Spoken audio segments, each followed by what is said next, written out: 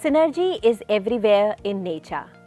If we plant two plants together, they both commingle and improve the quality of the soil. Similarly, if we put two pieces of wood together, they are able to hold much more weight than each could have been able to do it separately. So definitely, team building is an important art. Welcome to you all in the next video, which is going to be pertaining to the team building. So let's understand what do we mean by team building and what do we understand with teamwork. So if we talk about team building, it is basically the process of establishing and developing a greater sense of collaboration and trust between members. आपसी सहयोग, सामंजस्य रखना, एक दूसरे पे भरोसा करना team building के लिए अपरिहार्य है. What is teamwork? Teamwork is concept of team working together as one unit, where all of them are working as one single unit. Team player. And nowadays, I believe all of us are aware of the importance of being a good team player. When the recruiters are recruiting, they are looking for people who can gel with a team, who can work along with team members. So who is a team player? One who is able to get along with other colleagues and work together in a cohesive group. आप दूसरे लोगों के साथ कितना अच्छा सामंजस्य बना पाते हैं और उनके साथ कितने सहयोग से काम कर पाते हैं, उस पे आपका टीम प्लेयर आप हैं या नहीं हैं, यह निश्चित किया जा सकता है. आइए जानें कि एक टीम के लिए कौन कौन सी विशेषताएं हैं या एक टीम के लिए कौन कौन से निर्धारक बिंदु हैं. पहला, a commitment to common objectives. So all of them will have one common objective and all of them are going to strive to achieve that particular objective. वे सभी लोग एक उद्देश्य को प्राप्त करने के लिए आपसी सहयोग और सामंजस्य की भावना से काम करेंगे. Second point is that they have got their defined roles and responsibilities. So with team building, everybody's role is already decided. Everybody is accomplishing all those duties which have been assigned to them. सभी के उत्तरदायित्व पहले से निश्चित हैं और वे सभी उन्हीं उत्तरदायित्वों के लिए काम करते हैं. Effective decision system, communication and work procedure. So with a team, the necessity is that all of them will have the proper communication and they will have the proper decision system also. उन सभी का आपसी संप्रेषण होना बहुत अनिवार्य है और वे सभी एक उद्देश्य को प्राप्त करने के लिए कार्य करेंगे. And the next and the very important thing is that all of them will share good personal relationship. क्या आपने कभी कोई ऐसी टीम देखी है जिसमें कि लोगों का आपसी मनमुटाव हो या कुछ मतभेद हो या वे एक साथ काम करने के लिए तैयार न हो? ऐसी टीम अगर मौजूद भी है तो वो बहुत इफ़ेक्टिव तरीके से कभी काम नहीं कर पाएगी और इसीलिए टीम बिल्डिंग के लिए ज़रूरी है कि उन सभी का आपसी सहयोग हो और वे एक दूसरे के साथ घुल मिलकर काम कर पाएं. Now let's understand what are the skills which are needed to be a team player. What are the skills which are needed to be there in a team? Number one is listen.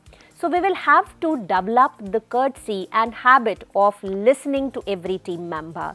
हर कोई सुने जाने की अपेक्षा रखता है और हमें अगर हम उस टीम का पार्ट हैं तो हमें डेफिनेटली सभी टीम मेंबर्स की क्या ओपिनियन है, उनका इस विषय में क्या मंतव्य है, उसके बारे में उनसे राय लेनी होगी और उनको सुनना होगा. Second point is question. Every team member should be given the right to question others. क्योंकि अगर वह टीम ऐसी है जिसमें कि लोगों को प्रश्न पूछने की या अपना मतभेद व्यक्त करने की स्वतंत्रता नहीं है तो टीम कभी भी अच्छे तरीके से कार्य नहीं कर पाएगी.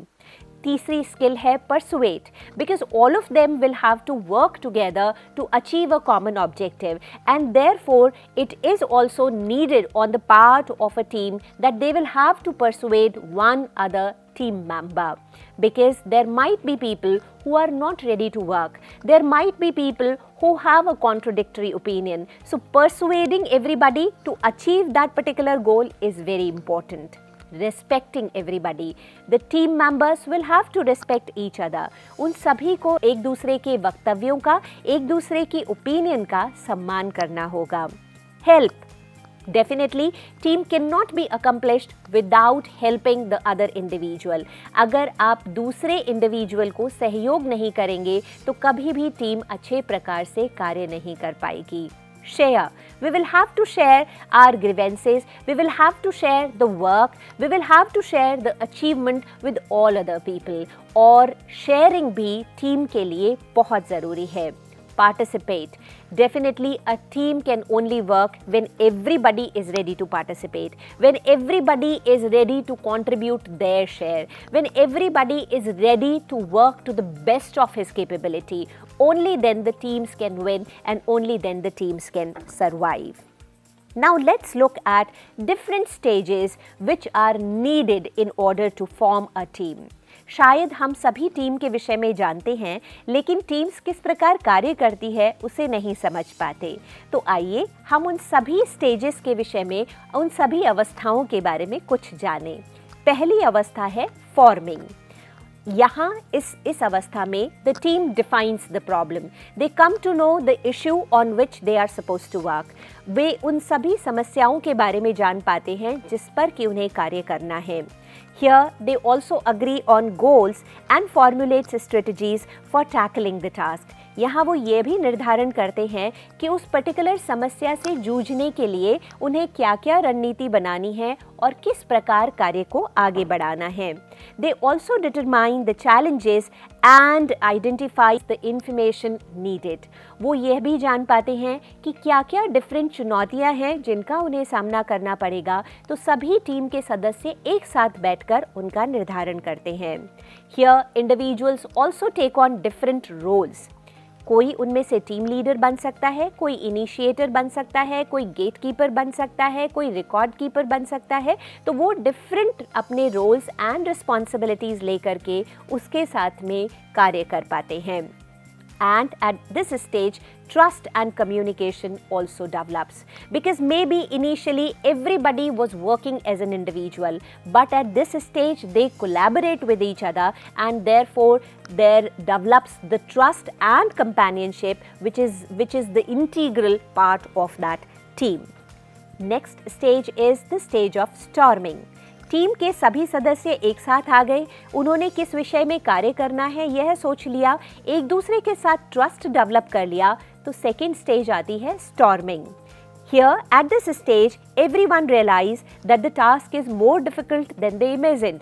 इनिशियली उन्होंने सोचा था कि शायद कार्य उतना मुश्किल नहीं है, पर यहाँ आकर के उन्हें महसूस होता है कि कार्य चुनौतियों से परिपूर्ण है और किस प्रकार उन चुनौतियों को उन्हें हैंडल करना है वो सीख पाते हैं. They may have fluctuation in attitude about chances of success also.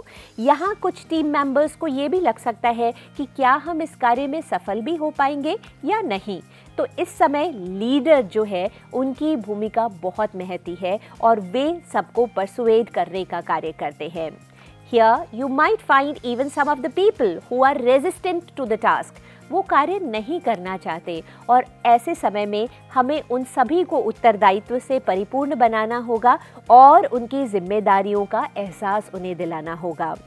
Sometimes at the stage of storming, even people have poor collaboration.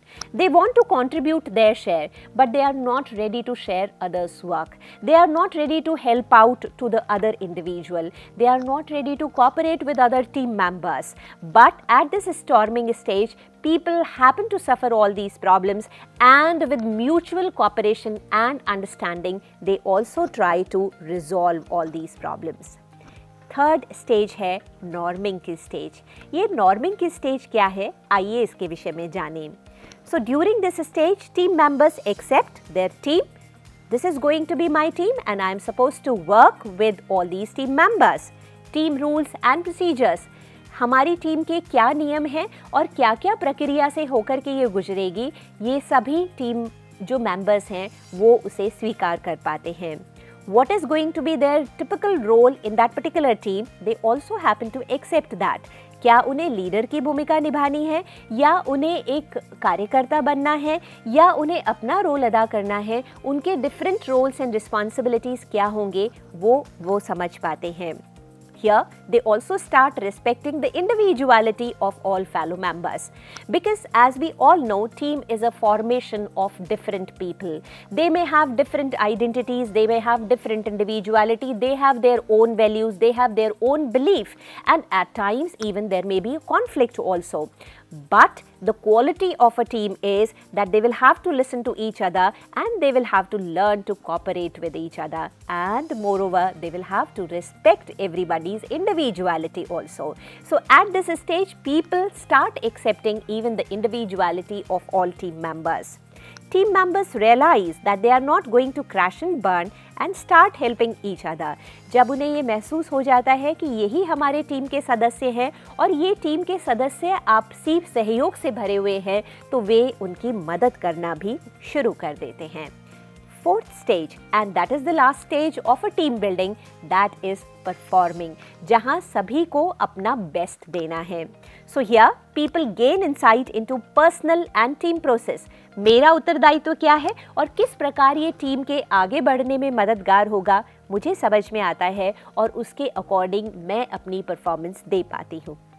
Gain the ability to prevent or work through group conflict and resolve differences. So by this stage, all conflicts are over. By this stage, people start collaborating with each other. By this stage, people start believing in other individual and they start extending a cooperative hand to everyone.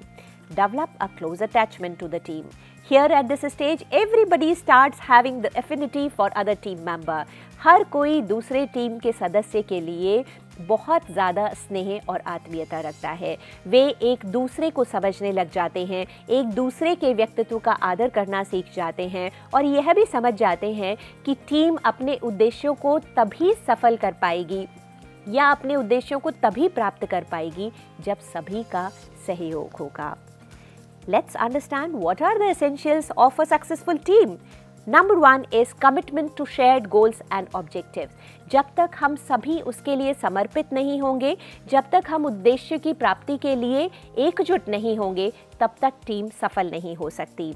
Clearly defined roles and responsibilities. हम सभी का उत्तरदायित्व क्या है, अगर सभी को पता नहीं होगा तो टीम अच्छे से फंक्शन नहीं कर सकती. बहुत ज़रूरी है कि हम हर टीम के मेंबर को ये बताएं कि आपसे इस प्रकार के कार्य की अपेक्षा है और आपको अपने उत्तरदायित्वों का भली भांति निर्वहन करना है. Effective system and processes, and what does it include? Number 1 is clear communication. हर किसी को उचित संप्रेषण हो, व्यक्ति को अपने उत्तरदायित्वों की जानकारी हो और उन्हें उसका निर्वहन करने के लिए भी कहा जाए. Beneficial team behaviors, well-defined decision process and ground rules. They should be clear to everybody. Balanced participation बहुत इम्पॉर्टेंट है. क्या आपने कभी ऐसा महसूस किया है कि किसी टीम का सदस्य बनने में आपको बहुत ज़्यादा काम करना पड़ रहा था और आपके साथ ही एक दूसरा इंडिविजुअल था जिसने शायद अपनी क्षमताओं का पूर्ण उपयोग नहीं किया? तो इस प्रकार हमें टीम को सफल बनाने के लिए यह भी कोशिश करनी होगी कि हर पर्सन अपना balanced participation they. Awareness of the group process, how the entire group is going to function, we will have to have that understanding and only then team can be successful. Good personal relationship with every team member. Team तभी अच्छे से कार्य कर सकती है जब आप सभी के बीच में बहुत अच्छी अंडरस्टैंडिंग हो और हर किसी इंडिविजुअल के लिए आपके हृदय में सम्मान हो और आप उन्हें अच्छे से समझ पाए, उनके साथ सहयोग कर पाए. Otherwise team building is never going to succeed. So all these are essential ingredients of a team. I hope you must be in a position to be a good team player.